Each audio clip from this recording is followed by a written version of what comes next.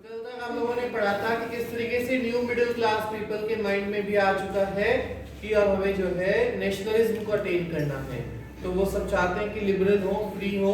तो आज का टॉपिक हमारा वही है, लिबरल नेशनलिज्म। सो क्वेश्चन आता है, what did liberal nationalism stand for. Liberal और नेशनलिज्म जो है वो किस लिए यहाँ पर यूज किया गया। तो लिबरलिज्म की अगर हम बात करें तो लिबरल जो वर्ड है वो लैटिन वर्ड लिबर से बना है, जिसका मीनिंग क्या होता है, फ्री होता है। और फ्री जो एक शब्द है, ऐसा शब्द है जिसके बहुत सारे मीनिंग है। जैसे अगर कोई सामान हम बांट रहे हैं किसी को ऐसे ही, वो भी क्या हो गया, फ्री में बांटना। कोई पहले कहीं पर टैक्स लगते थे, अब टैक्स को नहीं लेना, वो भी क्या हो सकता है, आदमी फ्री हो गया। हमारा देश के अंदर सभी लोग आजाद हैं एक जगह से दूसरी जगह पर आने जाने के लिए, वो भी क्या हो गया, फ्री हो गया। तो फ्री शब्द के बहुत सारे मीनिंग है।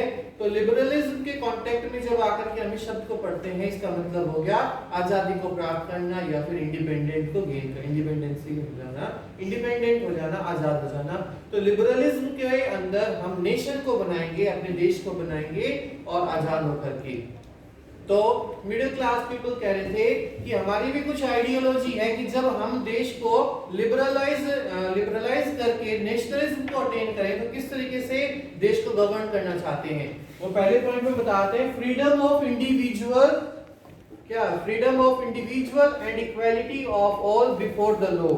हम चाहते हैं कि हर एक आदमी क्या हो, इंडिविजुअल अपने आप को फ्री महसूस करे, ऐसा देश होना चाहिए। नेशनलिज्म के अंदर ऐसा होता है कि हर एक आदमी अपने आप को कैसा महसूस करे कि वो फ्री है, कहीं पर भी आया जा सके, किसी भी काम को कर सके। टू फॉर्म एनी एसोसिएशन और ग्रुप, उसके पास परमिशन होनी चाहिए, हर तरह की आजादी उसके पास होनी चाहिए। और ऐसा आप लोगों ने देखा भी होगा, इंडिया के अंदर आज हर एक आदमी इंडिविजुअल फ्री है कि नहीं है, कोई भी कहीं आ जा सकता है। तो ऐसा ही न्यू मिडिल क्लास पीपल के अंदर भी दिमाग में चल रहा था कि लिबरलिज्म का मतलब हमारे लिए ये होना चाहिए, equality of all before the law. वो कहता है कि कानून की नजर में भी, जब हमने कह दिया देश के सभी आदमी फ्री हैं, तो कानून का भी नजरिया देखने का लोगों को एक जैसा ही हो। मान लीजिए अगर किसी एक अमीर आदमी ने किसी को मर्डर कर दिया, मार दिया किसी को, तो उसकी जो सजा है वो बराबर होनी चाहिए। अगर कोई गरीब आदमी भी किसी का मर्डर कर देता है तो उसकी भी फांसी की सजा हो, और अमीर आदमी जो किसी का मर्डर कर देता है उसकी भी क्या है, फांसी की सजा हो। इक्वालिटी बिफोर द लॉ हो, कानून की नजर में भी सभी लोग बराबर का दर्जा उन्हें मिले। दूसरे पॉइंट में वो कहते हैं गवर्नमेंट बाय कंसेंट। कंसेंट का मतलब होता है इच्छा, कि जो गवर्नमेंट बने वो वहां की लोगों की इच्छा को जान करके बने, उनकी क्या थिंकिंग को देख करके, उनकी सोच से जो है बने। और हम लोग आप देखते हैं इंडिया के अंदर भी कैसी गवर्नमेंट बनाते हैं, अपनी मर्जी से।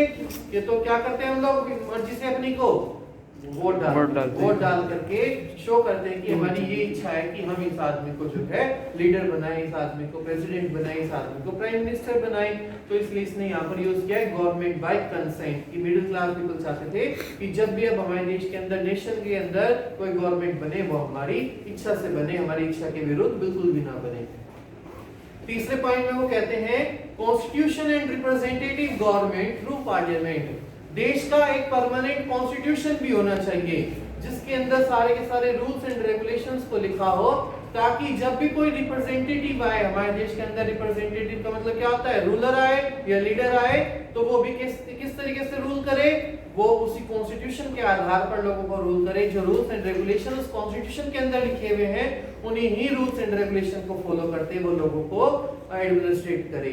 और वो सारे के सारे एडमिनिस्ट्रेटिव या कॉन्स्टिट्यूशन वो कहाँ रखे जाते हैं, कॉन्स्टिट्यूशन की बुक पार्लियामेंट के अंदर रखी जाती है। मैंने आपको भी बताया पार्लियामेंट का नाम भी क्या था, फ्रांस की रेजिस्टेंस था।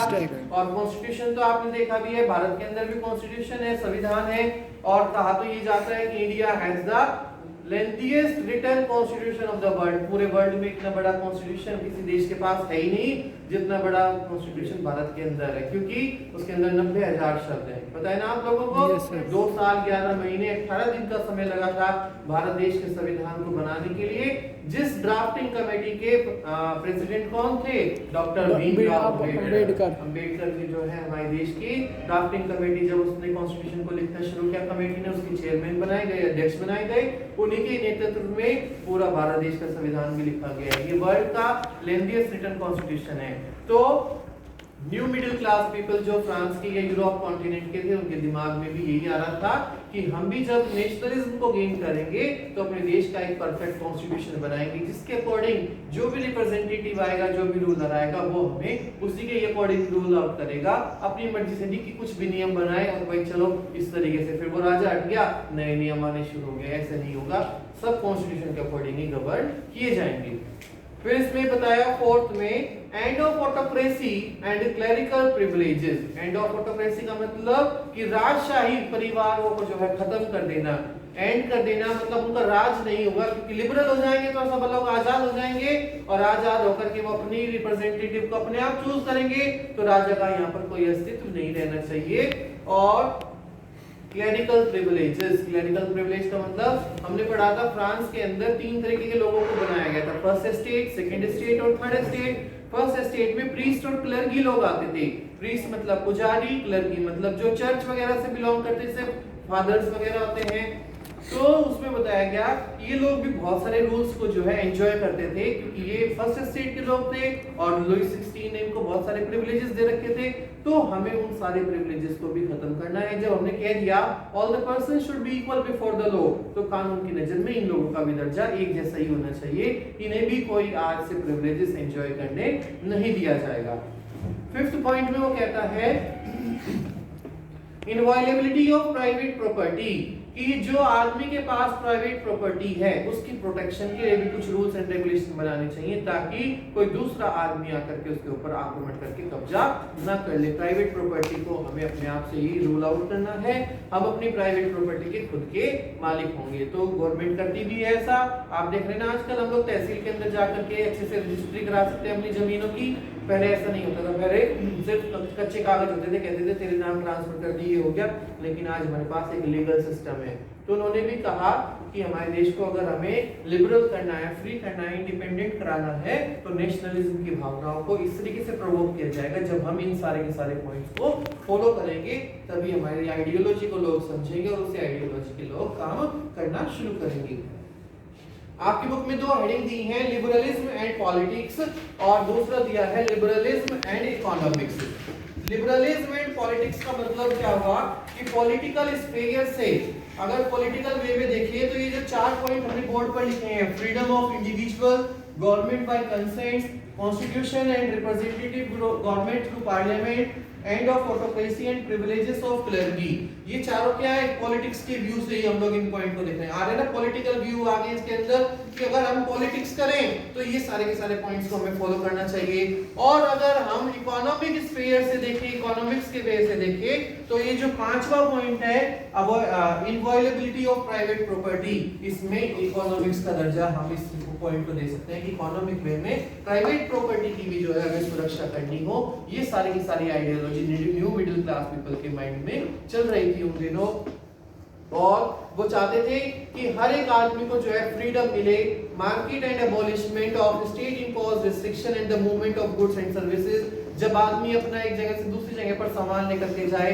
उसमें कोई ज्यादा टैक्स वगैरह ना लगाया जाए, सब इकोनॉमिकल वे में सारा का सारा काम हो, किसी को भी कोई तरह का जोर उसके ऊपर ना पड़े। Difference in weight and measurement and currency, जो पहले सिस्टम चलता था अलग अलग जगह पर क्या होता था, अलग अलग मेजरमेंट के साधन थे, उसको हम क्या रखें, बराबर रखें, एक ही जैसा साधन रखेंगे वेट और मेजरमेंट का, तो इकोनॉमिकल वे में आदमी को कोई परेशानी नहीं होगी, वो कहीं पर भी आ जाकर के अपने सामान को इजीली सेल और परचेज कर सकता है।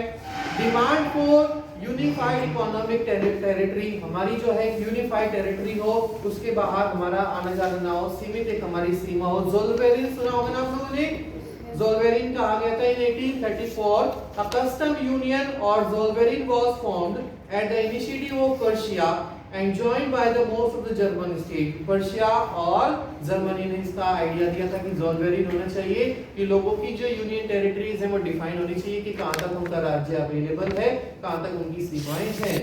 The union abolished tariff barriers and reduced the number of currencies from 30 to 2। और इस संघ ने, ज़ोल्वेरिन ने क्या किया, पहले हमारे उस फ्रांस के अंदर कॉन्टिनेंट में, यूरोप में 30 तरह की करेंसियों को जो है अवेलेबल बना रखा था, चला रखा था। आज वहां पर सारी की सारी करेंसी को रिड्यूस करके सिर्फ 2 तरह की करेंसियों को ही जो है परमिशन दी, यही ज़ोल्वेरिन कहता है। क्लियर हो गया आप लोगों को? तो इस तरीके से हमें पता चला what liberal nationalism stand for. Liberal का मतलब क्या हुआ कि नेशनलिज्म को गेन कराने में लिबरल होकर के ही हम जो है आगे बढ़ सकते हैं। जब तक हम फ्री नहीं होंगे, इन चंगुलों से नहीं बचेंगे, तब तक हम नेशनलिज्म को गेन नहीं कर सकते। क्लियर हो गया?